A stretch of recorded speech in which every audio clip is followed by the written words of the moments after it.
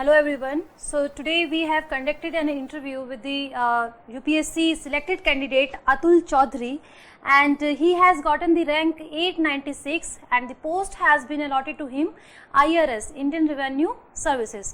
तो आइए कुछ जानते हैं इनसे और इनके जितने भी एक्सपीरियंसेस हैं वो शेयर करते हैं हम आप सभी लोगों के लिए, ताकि जो भी एग्जामिनेशंस की जो प्रिपरेशन है उस दौरान जो भी आपके बीच में कठिनाइयाँ आती हैं उस तक उसका जो सॉल्यूशन है वो आप तक पहुंच सके.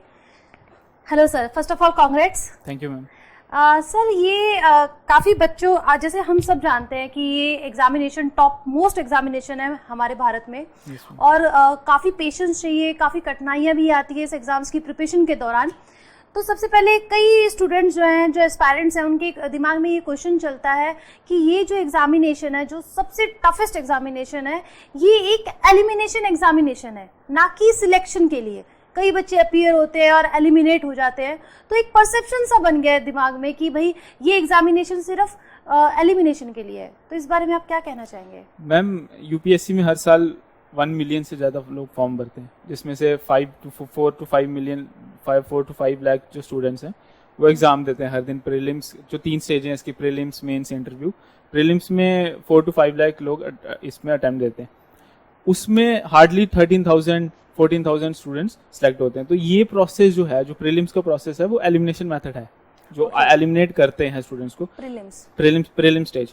उसके बाद जो स्टेज आती है, जो मेंस और इंटरव्यू की स्टेज है, वो सिलेक्शन प्रोसेस है. उसमें आप अपना बेस्ट दो, उसमें आप अपना जो भी आपने पढ़ा है अपना बेस्ट दो. जो 3 घंटे आपको एग्जाम के लिए मिलते हैं, जिसमें टोटल 9 एग्जाम होते हैं मेंस में, वो अपना बेस्ट लिखो. आप जितना भी प्रिपेयर किया अपना पूरा दो, आप अपना 3 घंटे में जितना भी आप आता है आपको, तो उसमें आपका सिलेक्शन होगा अगर आप में कॉन्फिडेंस है और अगर आपने अच्छा मेहनत किया, आंसर राइटिंग की है इसके लिए, और अपना मटेरियल, अपना सोर्स अच्छा इंटीग्रेटेड वे में रखा हुआ है, तो वो पक्का आपका सिलेक्शन होगा इसमें.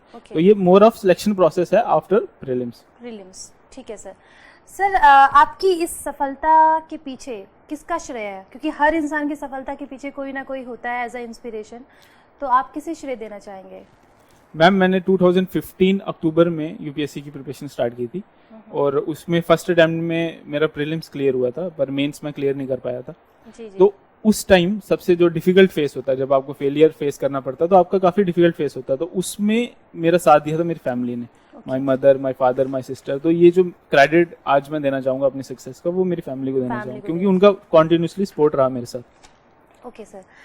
सर ये जो सफलता, जो आपने इतनी बड़ी सफलता हासिल की है, तो इसके पीछे कोई एक ऐसी सटीक स्ट्रैटेजी रही है जो काफ़ी हेल्पफुल रही है आपकी इस सफलता के पीछे? मैम, जैसे कि मैंने बताया, मैंने अपना 2015 में जब मैंने अपनी इंजीनियरिंग कंप्लीट किया, मैं एक कम्युनिटी से आता हूँ, गुजरन बकरवाल कम्युनिटी, जम्मू एंड कश्मीर की एक कम्युनिटी है ये, शेड्यूल्ड ट्राइब, जो शेड्यूल्ड ट्राइब के अंडर आते हैं. तो मेरा एक सोर्स ऑफ इंस्पिरेशन ये भी था कि मैं इन कम्युनिटी के लिए, मैं अपनी सोसाइटी के लिए एक अच्छा डेवलपमेंट के लिए काम कर सकूं. और उसी के साथ जो हमारे सिविल सर्वेंट्स हैं, हमारे शाह फैजल हैं, अतर आमिर जिन्होंने टॉप किया था, और शाहिद इकबाल चौधरी हैं, IAS ऑफिसर्स हैं जम्मू एंड कश्मीर में, तो ये भी मेरा इंस्पिरेशन रहे हैं. जी. तो ये जितने भी ट्राइबल एरियाज़ में जो ट्राइब्स कम्युनिटीज़ है, नॉट इवन जम्मू में ही नहीं, पूरे भारत में जहाँ भी है, तो उनके लिए ये आपकी सफलता का एक जो मकसद है, ये भी जाता है उन लोगों के पास कि इस सफलता के लिए हर कोई जो है वो प्रिपरेशन कर सकता है और सफलता मिल सकती है, सभी को मिल सकती है, और आगे सबको एक विकास के रूप में आगे बढ़ना चाहिए. सबको अपनी स्टडी पे, ये यूपीएससी है, उस पर एक डर जो बैठा हुआ है, स्पेशली जो ट्राइब्स कम्युनिटी के जो बच्चे हैं, वो फियर फैक्टर को हटा सकते हैं. अतुल सर से भी इंस्पिरेशन ले सकते हैं. Thank you sir. अच्छा सर, ये बताइए, जैसे कि हम सब जानते हैं कि प्रीलिम्स में भी एक लेंथी सिलेबस है और मेंस का भी खुद ब खुद बहुत ही लेंथी सिलेबस है, और ये जो समय का जो समय है प्रिपरेशन का, वो 1 साल है. तो इसको आपने किस तरह से मैनेज किया? क्या आपने इंटीग्रेट स्ट्रैटेजी से मैनेज किया, या फिर नहीं, सबसे पहले प्रीलिम्स का सिलेबस पढ़ा और उसके बाद क्लियर होने के बाद मेंस की प्रिपरेशन की? मैम, फर्स्ट अटेम्प्ट जब मैंने दिया था, तो उस अटेम्प्ट में जब मुझे फेलियर मिला, तो मैंने एक चीज़ सीखी कि इसका कोई एक अलग अलग डिफरेंशिएटेड अप्रोच नहीं है. आपको एक इंटीग्रेटेड अप्रोच के साथ जब आप प्रीलिम्स की प्रिपरेशन करते हो, तो आपको मेंस और इंटरव्यू दोनों को ही साथ में प्रिपेयर करना पड़ेगा, जो मैंने अपने सेकंड अटेम्प्ट में किया और उसी की वजह से मुझे आज रैंक हासिल हुआ। क्योंकि फर्स्ट अटेम्प्ट में मेरे ये गलती हुआ था मुझसे कि मैंने पहले प्रीलिम्स के लिए पढ़ रहा था। और जब प्रीलिम्स मेरा क्लियर हुआ तो मेंस के लिए आप 3 जो महीने आपको मिलते हैं, 3 to 4 महीने, उसमें आप नहीं प्रिपेयर कर सकते अच्छी तरह। आपको पहले से ही अच्छी तरह पूरा प्रिपेयर होना पड़ेगा मेंस के लिए, प्रीलिम्स के साथ ही। हाँ, जब मेंस आता है 2-3 महीने पहले आप मेंस पे फोकस कर सकते हो और प्रीलिम्स पे फोकस कर सकते हो, पर आपका इंटीग्रेटेड अप्रोच ही रहना चाहिए। ठीक है। सर, ये एग्जामिनेशन के लिए जो प्रीवियस पेपर्स बुक है, प्रैक्टिसेस जो प्रीवियस पेपर्स है क्वेश्चंस की, वो कितना हेल्पफुल है? मैम, जैसे कि हमने पहले बात की थी, प्रीलिम्स में 1 मिलियन से ज़्यादा लोग फॉर्म भरते हैं। जी। तो कट ऑफ और कंपटीशन हर साल बढ़ रहा है, तो उसके लिए प्रीवियस ईयर के क्वेश्चंस आपको सॉल्व करना काफ़ी इंपॉर्टेंट है। काफ़ी अच्छी बुक्स हैं, फॉर एग्जांपल ये किरण पब्लिकेशन की जो बुक है, इसमें मैम ये लास्ट के 30 ईयर्स के प्रीवियस ईयर क्वेश्चन सॉल्व किए हुए हैं, तो आपको ये सॉल्व करना पड़ेगा। और अगर आप सॉल्व करोगे और इसी में आप एलिमिनेशन मेथड सीखोगे, फिर ही आपको सक्सेस मिलेगा। आपको प्रैक्टिस करना भी काफ़ी इंपॉर्टेंट है। अच्छा, ये जो प्रैक्टिस की बात कर रहे हैं, ये सबसे इम्पोर्टेंट, ये भी बच्चों के दिमाग में रहता है आई थिंक कि पहले हम सिलेबस कंप्लीट करें, उसके बाद प्रैक्टिस करें, या फिर स्टार्टिंग फेज में ही पहले क्वेश्चन पेपर्स को सॉल्व कर ले, पैटर्न देख ले। तो इसको किस तरह से आपने मैनेज किया था? जब मैम ये आपको साथ साथ लेके चलना पड़ेगा, आपको साथ साथ लेके चलना पड़ेगा दोनों चीज़ों को। क्योंकि अगर आप सुबह अगर आप कुछ आप पढ़ते हो तो उसी से रिलेटेड आप मेंस के क्वेश्चन सॉल्व करो, उसी से रिलेटेड आप प्रीलिम्स के क्वेश्चन सॉल्व करो प्रीवियस ईयर के, जिसमें किरण पब्लिकेशन की बुक काफ़ी हेल्पफुल है प्रीलिम्स के लिए। क्योंकि इसमें क्या होगा कि आपको पता चलेगा कि जो आपने पढ़ा है क्या वो उसको एग्जीक्यूट भी कर पा रहे हो, आपको इम्प्लीमेंट कर पा रहे हो आपकी नॉलेज। अगर आप ऐसा करोगे कि पहले पढ़ लिया और बाद में देखेंगे, तो वो छूट जाएगा। आपको एक टाइम टेबल प्रिपेयर करना पड़ेगा, जिसमें आप एक टाइम फिक्स करो जिसमें आप प्रीवियस ईयर के क्वेश्चन सॉल्व करोगे। और काफ़ी इंपॉर्टेंट प्रोसेस है इस एग्जाम के लिए। ओके सर, न्यूज़पेपर रीडिंग जो है वो किस तरह से मोस्ट इम्पॉर्टेंट जो है रोल प्ले करती है इस प्रिपरेशन के दौरान? और एक क्वेश्चन और मैं यहीं पे ऐड करती हूँ कि क्या न्यूज़पेपर सिर्फ एक काफ़ी है, या फिर 2, एटलीस्ट मिनिमम 2 न्यूज़पेपर पढ़ने ही ज़रूरी है? मैम, न्यूज़पेपर तो यूपीएससी के लिए काफ़ी इंपॉर्टेंट है। न्यूज़पेपर के बिना आपकी प्रिपरेशन कंप्लीट हो ही नहीं सकती। काफ़ी सोर्सेज आजकल मिल जाते हैं न्यूज़पेपर को सब्स्टिट्यूट करने के लिए, पर न्यूज़पेपर का कोई सब्स्टिट्यूट नहीं है अकॉर्डिंग टू मी। अगर मैंने अपने जो इस साल मैंने तीसरा अटेम्प्ट भी दिया है, तो अपने 3 अटेम्प्ट में जो मैंने सीखा है कि न्यूज़पेपर का कोई सब्स्टिट्यूट नहीं है। आपको न्यूज़पेपर द हिंदू फॉलो करो, इंडियन एक्सप्रेस आप फॉलो करो, कुछ भी आप करो, आप अच्छा सोर्स बनाओ, उसका नोट्स बनाओ। आप लास्ट ईयर के जितने भी क्वेश्चन देखोगे वो सीधा न्यूज़पेपर के सोर्स से ही आए हैं। अच्छा सर, जैसे आपका मीडियम तो इंग्लिश रहा है, मेंस में इंग्लिश रहा। ओके सर, हिंदी मीडियम वाले जो स्टूडेंट्स हैं, क्या उनके लिए ये कंपल्शन है कि हिंदू न्यूज़पेपर है उसी को ही, उस अप्रोच को लेके चले, या फिर हिंदी न्यूज़पेपर जो है जैसे दैनिक जागरण है, जो भी अदर ऑप्शंस है, वो काफ़ी हैं? मैम, हिंदी मीडियम वालों के लिए आप पीआईबी की पब्लिकेशन आती है, प्रेस इन्फॉर्मेशन ब्यूरो, वो हिंदी में भी पब्लिश करते हैं, वो इंग्लिश में भी पब्लिश करते हैं। और जो मटेरियल है अदर इंस्टीट्यूट का, जो सोर्सेज मटेरियल है, वो भी हिंदी में अवेलेबल है। किरण पब्लिकेशन का भी हिंदी में मीडियम अवेलेबल है। तो हिंदी मीडियम वालों के लिए कोई सोर्स की कमी नहीं है। आपको सोर्स बढ़ाना नहीं है, आपको सोर्स कम करना है, तो ताकि आप रिवाइज कर पाओ। लास्ट मिनट रिवीजन काफ़ी इंपॉर्टेंट है इस सिलेबस के लिए, तो इसलिए कोई सोर्स की कमी नहीं है। आप जो भी आपने नोट्स बनाए, अच्छी तरह आप नोट्स बनाइए और उसको रिवाइज करो। सर, जैसे हाल में ही ये एथिक्स पेपर जो ऐड हुआ है यूपीएससी एग्जामिनेशन में, और ये पेपर बहुत ही एनालिटिकल भी है, लॉजिकल भी है, और काफ़ी स्कोरिंग हो भी सकता है और नहीं भी हो सकता है। तो इस पेपर के लिए स्पेशली आपने किस तरह से अप्रोच अडॉप्ट किया, और कैसे इस पे जो राइटिंग स्टाइल आपका रहा वो कैसे था? मतलब डायग्राम्स आपने यूज़ किए या नहीं किए, कैसे? मैम, एथिक्स पेपर काफ़ी एनालिटिकल पेपर है, जैसे आपने बोला। तो एथिक्स पेपर में आपको एक तो जो टर्म्स दी हैं सिलेबस में, पहले तो आप उनको समझो। जो टर्म्स दी हैं, ऑब्जेक्टिविटी, इंटीग्रिटी, इन सब में आप एप्टीट्यूड है, एटीट्यूड, ये जितना भी टर्म्स दे रखी हैं सिलेबस में, इसको आप समझो। सिविल सर्विसेज में एथिक्स की क्या इंपॉर्टेंस है, एथिक्स और वैल्यूज़ की क्या इंपॉर्टेंट है, आप अगर आप एक सिविल सर्वेंट बनना चाहते हो, उसको समझो। और उसके बाद एक रियल लाइफ एग्जांपल्स के साथ उनको इंटीग्रेट करो। एक मटेरियल सोर्स तैयार करो और इतना ही अप्रोच रखो और अपना एनालिटिकल स्किल बढ़ाओ, ताकि आप एथिक्स में स्कोर कर पाओ। हालांकि एथिक्स में ज़्यादा मार्क्स मिलना, कम मार्क्स मिलना, वो कंपेरेटिव है। लास्ट ईयर काफ़ी कम मार्क्स मिले हैं। केस स्टडीज़ के लिए आपने कोई ऑथेंटिक सोर्स, मतलब कोई बुक्स पर्टिकुलर है जो काफ़ी यूजफुल रही? केस स्टडीज़ में टेस्ट सीरीज आप लगा सकते हो अदर इंस्टीट्यूट्स की। ओके टेस्ट सीरीज है, अच्छा उनमें सोर्स मिल जाता है आपको। केस स्टडीज़ में आपको आप लास्ट ईयर के क्वेश्चन सॉल्व करो। सबसे बेस्ट मटेरियल अगर आपको केस स्टडी को सॉल्व करने के लिए वो यूपीएससी के जो लास्ट ईयर के क्वेश्चंस उन्होंने दिए हैं वो बेस्ट मटेरियल है। Okay, according to him like जैसे आप यूपीएससी की प्रिपरेशन कर रहे हैं, एथिक्स पेपर एक इतना मतलब लाइक ऐसा एनालिटिकल पेपर है कि जो आपको ये एज्यूम करना होगा कि आप एक आईएएस ऑफिसर बनने जा रहे हैं, और उस बनने के बाद जो भी आपके सामने केसेस आ रहे हैं, कोई भी सिचुएशन आ रही है, उसे आप किस तरह से हैंडल कर रहे हैं, वही आई थिंक ये रियल लाइफ से हम कनेक्ट कर रहे हैं इस पेपर को। चलिए ठीक है सर, ये जैसे कि जीएस सिलेबस बहुत ह्यूज है, ठीक है, और इतना लेंथी सिलेबस है, बहुत सारी मार्केट में बुक्स अवेलेबल है, लॉट ऑफ मटेरियल भी बहुत है, कोई किसी चीज़ की कमी नहीं है। अब उस तमाम मटेरियल में से कोई पर्टिकुलर चूज करना, वो किस तरह से आपने सिलेक्ट किया? देखिए मैम, जो जिन लोगों ने मेंस जो ये देख रहे हैं व्यूअर्स हैं हमारे, जिन्होंने मेंस दे रखा हुआ है, उनको पता होगा कि ये मेंस के प्रोसेस में आपको रिवाइज करने का टाइम नहीं है, क्योंकि दिन में 2 एग्जाम हो रहे हैं, लगातार आपके एग्जाम लिए जा रहे हैं यूपीएससी से। तो जब आप प्रिपेयर करते हो तो आप ऐसा मटेरियल रखो, ऐसा सोर्स रखो जो काफ़ी कम प्रोसेस में हो, जो आपका रिवाइज हो सके। बिकॉज अगर आप रिवाइज नहीं कर पाओगे तो सिलेबस में कोई फ़ायदा नहीं। आप पूरा साल जितना भी पढ़ता रहो, आपने हर एक मटेरियल ले आए मार्केट से, मटेरियल ले आए, तो हर मटेरियल बेस्ट होता है। आपको बस उसको अपने तरीके से एक मोल्ड करना पड़ता है, अपने नोट्स बनाने पड़ते हैं ताकि आप लास्ट मिनट रिवाइज कर पाओ। अगर आप पूरा साल नोट्स पढ़ रहे हैं, हर किसी के नोट्स पढ़ रहे हैं, पर बाद में रिवाइज ही नहीं कर पाए, तो उसका कोई फ़ायदा नहीं होगा। तो इसलिए आपको उस प्रोसेस को रखना पड़ेगा कि आपको मेंस देना है, और वो मेंस 1 हफ्ते में ख़त्म हो रहा है, उसमें आपको 9 एग्जाम देने, तो उसके लिए आपको रिवाइज करना इंपॉर्टेंट है। तो ऐसा ही सोर्स रखें अपना, ताकि वो आप रिवाइज कर पाओ टाइम से। सर, आपने अपनी प्रिपरेशन के दौरान क्या अपना खुद के मटेरियल बनाए थे? यस, मैं काफ़ी रिलाई करता हूँ अपने जो हैंड रिटन नोट्स हैं। आप ऑनलाइन एवर नोट्स भी बना सकते हैं, वो आपका खुद का चॉइस है।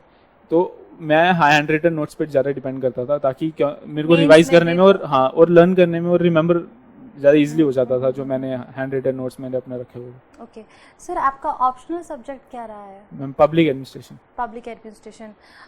जहाँ तक मेरा ख्याल है, आप इंजीनियरिंग आई थिंक बीटेक है आपका, और आपने ये पब्लिक एडमिनिस्ट्रेशन जो ह्यूमैनिटी का सब्जेक्ट है वो आपने चूज़ किया है। काफ़ी प्रॉब्लम होती है कि कैसे ऑप्शनल का हम जो है सिलेक्शन करें, तो आपकी क्या गाइडलाइंस रही इसके सिलेक्शन में, ऑप्शनल सिलेक्शन में? जब मैंने अपना प्रिपरेशन स्टार्ट किया था तो काफ़ी ऑप्शनल में कन्फ्यूज़न था मुझे कौन सा ऑप्शन रखूँ। तो जब मैं सिलेबस, जो मैंने यूपीएससी का सिलेबस देखा, तो उसमें मुझे पबैड का सिलेबस काफ़ी इंटरेस्टिंग लगा, क्योंकि इसमें एडमिनिस्ट्रेशन के बारे में, जो आप एक्चुअली एडमिनिस्ट्रेटर बनना चाहते हो, सिविल सर्वेंट में काफ़ी आपको हेल्प मिलता है आगे जाके, क्योंकि आपको हर एक प्रोसेस सिविल सर्विसेज में, इंडियन एडमिनिस्ट्रेशन है या जनरल एडमिनिस्ट्रेशन। आप डायरेक्टली एक ही सब्जेक्ट पे गए थे, या फिर कुछ और भी ऑप्शंस माइंड मेकअप करके और आपने उनका सिलेबस देखा? पहले काफ़ी मैंने शॉर्ट लिस्ट किए थे ऑप्शन। शॉर्ट लिस्ट किया था, तो उसमें काफ़ी मैं 1-2 महीना फ्लक्चुएट किया। 1-2 महीने यस मैम, स्टार्टिंग में फर्स्ट अटेम्प्ट में था और कोई गाइड करने वाला नहीं था मुझे, तो उसकी वजह से काफ़ी प्रॉब्लम आया। तो सर, हमारे काफ़ी व्यूअर्स ऐसे भी हैं जो फ्रेशर्स हैं, और मैं चाहती हूँ कि उनका 1-2 महीने जो फ्लक्चुएशंस में है वो ना जाए, तो आप क्या बताना चाहेंगे उन्हें कि कितने टाइम के दौरान, विद इन बहुत ही कम समय में आप ऑप्शनल सिलेक्ट कर ले, ये कैसे आप बताएंगे?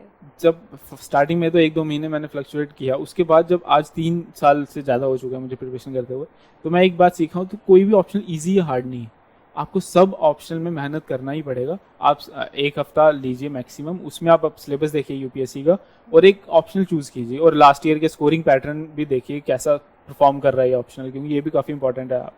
एट द एंड आपको सिलेक्शन चाहिए, आपको ऑप्शनल में पीएचडी नहीं करनी है, आपको सिलेक्शन चाहिए। तो उसके लिए आप ऑप्शन देखो अपना, और एक चूज करो और उसी के साथ कंटिन्यू करो। फिर आप ये मतलब माइंड अपना ये नहीं करना है, डिस्टर्ब नहीं करना है कि मुझे ये ऑप्शन रखना था। एक बार डिसाइड किया और उसको कंटिन्यू करो। सर, जैसे हम जानते हैं, जैसे आपने कहा 9 पेपर्स भी है, और उसमें आपका ऑप्शनल भी है, जीएस मॉड्यूल्स भी हैं, और 1 साल समय जो है इसका पीरियड है प्रिपरेशन का। किस तरह से आपने जीएस मॉड्यूल्स और ऑप्शनल की प्रिपरेशन को इंटीग्रेशन वे में रखा, या फिर नहीं आपने सबसे पहले पूरा जीएस को ही फोकस किया है, और आफ्टर जो प्रीलिम्स का सिलेक्शन हुआ तब आपने ऑप्शनल की पकड़ पकड़ी, कैसे? मतलब मैम, ऑप्शनल सिलेबस मुझे लगता है, मेरे हिसाब से ऑप्शनल पेपर सबसे ज़्यादा स्कोरिंग होता है सब एग्जाम्स में। तो ऑप्शनल पेपर तो आपको हर दिन कंटिन्यू करना ही है, आपको ऑप्शनल पेपर रखना है, कंटिन्यू करना है। और जो काफ़ी ऑप्शनल्स ऐसे हैं जिसमें जीएस का सिलेबस ओवरलैप होता है। फॉर एग्जांपल, अगर मैं अपने ऑप्शन की बात करूं, पब्लिक एडमिनिस्ट्रेशन, तो उसमें गवर्नेंस पोर्शन है GS2 में, पॉलिटी पोर्शन है, क्वालिटी है। एथिक्स का काफ़ी सिलेबस आपका इंटीग्रेट हो जाता है। हम्म, तो आप ऐसा अप्रोच रखो, ऑप्शनल तो आपको डेली पढ़ना ही है, उसके साथ आप GS का पेपर भी एक अपना टाइम टेबल बनाओ कि किस हिसाब से GS1 कंप्लीट करना है, 2 कंप्लीट करना है, 3, 4, और ये डेली आप अपना टाइम टेबल बना के कंटिन्यू रखो। तो सर प्रीलिम्स के टाइम तक भी आप अपना ऑप्शनल लेके चल रहे थे या फिर आपने बंद कर दिया था उसको? प्रीलिम्स से 2 या 3 महीने पहले, डिपेंड करता है आपकी प्रिपरेशन कैसी है प्रीलिम्स कैसे की। है? तो अगर आपका 2-3 महीने आप पहले बंद कर सकते हैं और टोटल अपना फोकस प्रीलिम्स पे रख सकते हैं। ओके सर, आपका आंसर राइटिंग स्टाइल जो है, जैसे कि कई लोग हैं जो पॉइंट वाइज लिखते हैं, कई है जो पैराग्राफ मतलब फॉर्मेट है, सिर्फ पॉइंट मेंशन नहीं किए लेंथी लिख रहे हैं, तो आपने अपना राइटिंग स्टाइल कैसे अडॉप्ट किया था? मैं अपने ऑप्शनल में और GS जो है 1 to 3, GS 1 to 3 में पॉइंट फॉर्मेट में लिखता हूँ, और एथिक्स में मैं कोशिश करता हूँ कि पैराग्राफ फॉर्म में लिखूँ, क्योंकि उसमें ज़्यादा एनालिटिकल होता है और आपको पैराग्राफ में लिखना पड़ता है। पर कुछ पॉइंट्स क्वेश्चन ऐसे होते भी हैं तो जो जिसमें आप पॉइंट्स फॉर्मेट में लिख सकते हैं। जैसे इस साल एक RTI का क्वेश्चन आया था, RTI के क्वेश्चन में आप लिख सकते हो पॉइंट फॉर्मेट में, वो डिपेंड करता है क्वेश्चन पे, बट ज़्यादा फोकस मेरा पॉइंट फॉर्मेट्स पे था। पॉइंट फोकस्ड है। ओके सर, जैसे जब भी हम एग्जामिनेशन में कोई भी क्वेश्चन आता है, हमें पता है कि वर्ड लिमिट है, वहाँ पे 200 वर्ड लिमिट है, 150 वर्ड्स है, तो आपने इसको किस तरह से मेंटेन किया? राइटिंग जब आप कर रहे हैं, इतने थॉट्स आ रहे हैं, उसे कंट्रोल करना और with in specific word limit पे ही चलना, ये कैसे आप कर पाए? मैम 3 घंटे में हमें हर एक ऑप्शनल में भी और GS में भी मोर देन 4000 वर्ड लिखने होते हैं 3 घंटे में। तो अपना वर्ड लिमिट में रहना काफ़ी इंपॉर्टेंट है। अगर आप वर्ड लिमिट में नहीं रहोगे तो आपका पेपर कंप्लीट नहीं होगा, पेपर कंप्लीट नहीं होगा। तो अगर आप पेपर कंप्लीट नहीं कर रहे हैं और UPSC का इतना कम मार्जिन है कि 60-70 मार्क्स में आपका लिस्ट खत्म हो रहा है, हर एक मार्क्स में 10 से 15 बचे, तो इसलिए अगर आपका क्वेश्चन छूट रहा है तो पहले ही आप रेस से बाहर, ये आप दिमाग में रख के चलें। तो इसलिए अगर आपको 200 वर्ड्स का लिमिट और पेपर कंप्लीट करना है, जो काफ़ी इंपॉर्टेंट है सिलेक्शन के लिए, तो आपको आंसर राइटिंग करनी पड़ेगी। आंसर राइटिंग मतलब शुरू से ही अपना प्रैक्टिस करते जाए। आंसर राइटिंग आपको कंटिन्यू रखना पड़ेगा ताकि अपने आप वहाँ पे एक आपका जो प्रिपरेशन है वो रेप्लिकेट करे और अपने आप आपको आंसर आए। और वर्ड लिमिट के अंदर, आप वर्ड लिमिट से बाहर जा रहे हो तो कोई फायदा नहीं है उसका, आपका क्वेश्चन भी छूटेंगे और आपका पेपर भी कंप्लीट नहीं होगा, तो ये काफ़ी मुश्किल हो जाएगा। सर आपके अकॉर्डिंग ये जो टेस्ट सीरीज़ है, मॉक टेस्ट सीरीज़ है, प्रीलिम्स की है, मेंस की है, ये कैसे हेल्पफुल रही इस प्रिपरेशन में? टेस्ट सीरीज जैसे मैंने पहले भी बोला, प्रीवियस ईयर के, जैसे किरण पब्लिकेशन का भी प्रीवियस ईयर के क्वेश्चंस काफ़ी अच्छे दिए हुए हैं इन्होंने, बिना किसी एरर के, काफ़ी कम एरर है इस बुक में।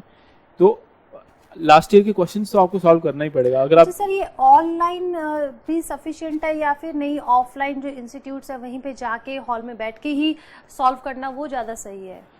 जो दिल्ली में या जहाँ पे आपको अवेलेबल है इंस्टीट्यूट्स, वो तो ऑफलाइन जा सकते हैं, पर कुछ ऐसे लोग हैं जो ऑन जॉब प्रिपरेशन कर रहे हैं, या कुछ ऐसे लोग हैं रूरल एरियाज में बैठ के, तो उनके लिए तो ऑनलाइन ही प्रोसेस ज़्यादा सही रहेगा, क्योंकि आपको at the end of the day आपको फिजिकली खुद आपको प्रेजेंस वहाँ पे एग्जाम देना पड़ेगा। तो ऑफलाइन ज़्यादा बेहतर रहता है, पर अगर आपके पास नहीं है सोर्स जाने का तो कोई इशू नहीं है, आप ऑनलाइन भी कर सकते हैं। आपने अपनी प्रिपरेशन के दौरान ऑफलाइन ही मैंने ज़्यादा डिपेंड किया इसमें।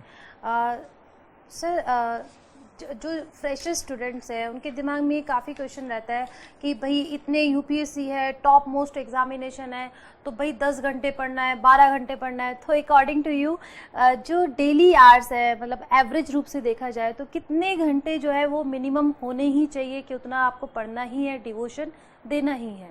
मैम काफ़ी लोगों ने ऐसा क्वेश्चन पूछा। हाँ, ये काफ़ी क्वेश्चन रहता है दिमाग में सबके। मेरा ये मानना है कि जब आप UPSC की प्रिपरेशन करते हो तो आप UPSC की प्रिपरेशन में ही हो पूरा दिन, 24 घंटे। तो ऐसा नहीं है कि आपको 6 घंटे पढ़ना है, 8 घंटे पढ़ना है, बाकी 14 घंटे आपने कुछ नहीं किया, ऐसा नहीं है। आप पूरा दिन जो है आपका वो UPSC के आगे पीछे, UPSC की प्रिपरेशन के आगे पीछे ही प्लान रहता है। अगर आप खाना खाने जा रहे हो तो आपका ये है कि मैं 1 से 3 बजे तक खाना खा के रिलैक्स, लंच करके अपना रिलैक्स करूंगा, पर उसके बाद फिर से UPSC प्रिपरेशन करूंगा। तो आप UPSC के ही प्रिपरेशन कर रहे हो और आपको पूरा प्लान UPSC की तरह से ही होना चाहिए। ऐसा कोई रिजिडिटी नहीं है कि आपको 8 घंटे पढ़ना है कि आपको 10 घंटे पढ़ना है, पूरा आपका प्रोसेस UPSC के लिए। अकॉर्डिंग टू यू, जैसे कि जो भी आपने प्लान सेट किया है कि इस टाइम तक मुझे ये चीज़ें कंप्लीट करनी है, चाहे वो 4 घंटे में हो, 10 घंटे में हो, कोई उससे फर्क नहीं हाँ, पड़ता आप अपना टारगेट रखो और Target ऐसा नहीं है fix कि कर आपने लो। एक टाइम टेबल बनाया पूरा महीने का, जी, ऐसा ना, ये गलत नहीं, अप्रोच है मेरे हाँ, हिसाब से। 2 दिन 3 दिन हाँ, का इस तरह से थोड़ा लेके चलें। शॉर्ट प्रोसेस का टाइम टेबल होना चाहिए ताकि आप उसको एक्चुअली एग्जीक्यूट भी कर पाएं, आप इम्प्लीमेंट भी कर पाएं, बिल्कुल, उसको बिल्कुल। एक्चुअली हासिल भी कर पाएं जो आपने हाँ, टाइम टेबल बनाया हुआ जी, जी, है। जी। नहीं तो कोई फायदा नहीं है, एक तो आप डिमोटिवेट हो जाएंगे कि आपका सिलेबस कंप्लीट नहीं हो रहा। तो वही बात है कि एक आप लॉन्ग टर्म गोल लेके चलिए, वो इस तरह से जैसे कि 2 महीने में मुझे ये 4 जैसे मॉड्यूल्स है, सपोज 4 मॉड्यूल्स मुझे 2 महीने में खत्म कर लेने हैं, ये तो हो गया आपका लॉन्ग टर्म गोल। और जैसे सर ने बताया कि उसको कन्वर्ट करने के लिए शॉर्ट गोल्स भी बनाइए कि 2 दिन में मेरा ये चीज़ टॉपिक्स हो गए, इतने टॉपिक्स हो गए, 2 दिन के बाद इतने टॉपिक्स हो गए। ठीक है सर, इस प्रिपरेशन के दौरान जैसे आपने बताया 2015 से आप इस प्रिपरेशन में जो है जुड़े हुए थे, तो इस 3 सालों में काफ़ी उतार चढ़ाव रहा होगा, काफ़ी टेंशन्स भी आया होगा, डिमोटिवेट भी आप हुए होंगे जब मेंस क्वालिफाई नहीं होता है। सबके साथ ये चीज़ होती है, जब हम फेलियर को फेस करते हैं तो हम डिमोटिवेट हो जाते हैं। तो उस टेम्पो को बनाए रखना, उस पॉजिटिविटी को कंटिन्यू करना, वो आपने किस तरह से मैनेज किया? मैम ये प्रोसेस ऐसा है कि जब आप प्रिपरेशन करना स्टार्ट करते हैं तो दिन में मे बी मॉर्निंग में आप मोटिवेट फील कर रहे हो, तो इवनिंग में आप डिमोटिवेट हो जाते डिमोटिवेट तो ये प्रोसेस में आपको, ये नॉर्मल है, हर कैंडिडेट के साथ होता है। तो इसमें ऐसा नहीं है कि स्पेशली आप ही के साथ हो रहा है, क्या हो रहा है मुझे सिलेबस समझ नहीं आ रहा। स्टार्टिंग में हर जो न्यू फ्रेशर्स जो एस्पिरेंट्स हैं यूपीएससी के, उनको ये डिफिकल्टी फेस आएगी क्योंकि आपको सिलेबस, अगर आपके कोई गाइड करने वाला नहीं है, जैसे मेरे साथ हुआ था, तो काफी सिलेबस आपको पता चलता ही नहीं है कि क्या पढ़ना है क्या नहीं पढ़ना है। ज्यादा यूपीएससी में इंपॉर्टेंट है क्या नहीं पढ़ना है। तो इसलिए आपको ये रखना है कि आप अपना टाइम टेबल बनाओ। इसके लिए सर आप क्या बच्चों को सलाह देंगे कि भाई वो प्रॉपर गाइडेंस जो है वो बनी रहे, जो आपके साथ बीता वो नए जो पेरेंट्स हैं उनके साथ ना हो ऐसा? काफ़ी जो सक्सेसफुल स्टूडेंट्स हैं, मैं भी अगर मुझे कोई मैसेज करता है फेसबुक पे या व्हाट्सएप पे, तो हम हेल्प करने की कोशिश करते हैं। काफ़ी जो इंस्टीट्यूट्स हैं वो मोटिवेशन स्पीच देने की कोशिश करते हैं। एक प्रॉपर गाइडलाइन आपको खुद भी डेवलप करना पड़ेगा, पर जितना हेल्प आप बाकी जो सक्सेसफुल कैंडिडेट्स हैं, अगर आपको कोई मिलता है, आप इंटरेक्ट करो। आजकल सब कुछ कनेक्टेड है सोशल मीडिया से हर कोई कनेक्टेड है, तो ऐसा नहीं है कि आपको रिप्लाई नहीं करेगा कोई। तो भाई ऐसा है, गाइडेंस देने वाले बहुत सारे हैं, बस you just raise your hand, आपको अपने हाथ खड़ा करना है, आपको उनसे पूछना है, इंटरेक्ट होना है और डेफिनेटली सॉल्यूशंस तो आप तक पहुंच ही जाएगा। थोड़ा हिचकिचाइएगा मत। अच्छा सर, जैसे अभी तो ऑनलाइन मटेरियल इतना चल रहा है, इंटरनेट का ज़माना है, डिजिटलाइजेशन हो रहा है हर जगह, क्या ये बहुत ज़्यादा सोर्स, मतलब ये जो ये सोर्स है, क्या ये बहुत ज़्यादा हेल्पफुल है इस प्रिपरेशन के दौरान, या फिर अगर ये सोर्स ना भी अवेलेबल हो किसी कैंडिडेट के पास तो भी सफलता निश्चित है? मैम मैं इसमें एक मेरा फ्रेंड था, उसकी एग्जांपल देना चाहूँगा। जी जी जी जी। उसने ऑनलाइन सोर्स काफ़ी 3-4 इंस्टीट्यूट के ऑनलाइन सोर्स उसने लिए ताकि प्रिपरेशन के लिए, और जब उसका एंड प्रिपरेशन आया, प्रीलिम्स का टाइम आया, तो उसके पास इतना मटेरियल हो गया था कि वो रिवाइज ही नहीं कर पाए और उसका सिलेक्शन नहीं हुआ।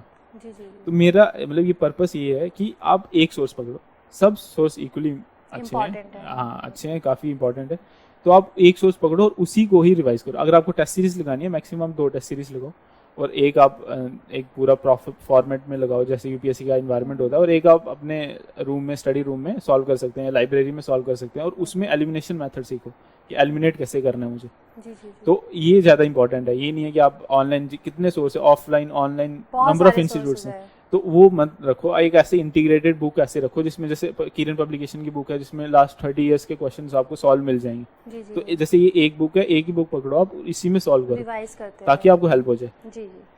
सर, जैसे फाइनल इंटरव्यू है इस, और फाइनल इंटरव्यू की जो प्रिपरेशन है वो आपने किस तरह से करी? शुरू से लेके चल रहे थे या फिर मेंस के रिजल्ट के बाद ही आपने इसको फोकस किया?